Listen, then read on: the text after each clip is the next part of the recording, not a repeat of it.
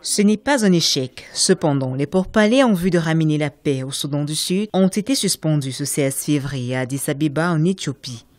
Il y aura donc une deuxième phase de ce forum tel que l'annonce l'autorité intergouvernementale pour le développement en abrégé IGAD. Aucune raison officielle n'a été donnée. L'IGAD a d'ailleurs félicité toutes les parties prenantes pour leur patience et dévouement. Même si la délégation de l'opposition dénonce une réticence du gouvernement de Salva Kiir à mettre en œuvre certaines dispositions de l'accord de paix, des partenaires internationaux incitent les parties à la poursuite du dialogue pour ces négociations dites de la dernière chance.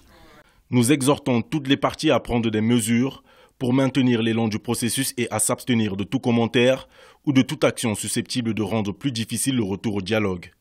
Nous exhortons les parties à convenir d'un arrangement négocié pour un gouvernement de transition inclusif qui reflète la diversité du Soudan du Sud. À mi-parcours de cette discussion, plusieurs points semblent ralentir les échanges sur la table des négociations. D'abord, le nombre des délégués pour chaque parti qui a été contesté par le gouvernement qui souhaitait être mieux représenté. Ensuite, le régime des sanctions qui n'exclut aucune partie. Et enfin, la parité dans le partage du pouvoir que réclame l'opposition.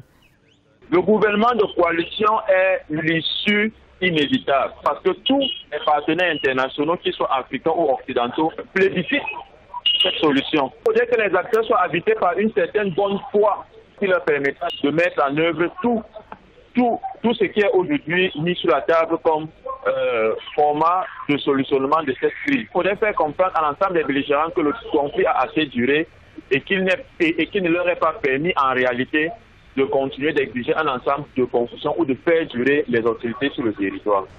Rappelons que ces pourparlers qui ont débuté le 5 février visent à revitaliser le cessez-le-feu signé entre les belligérants en décembre 2017 et violé à maintes reprises par les deux parties. Depuis 2013, le Soudan du Sud est traversé par une instabilité politico-sécuritaire.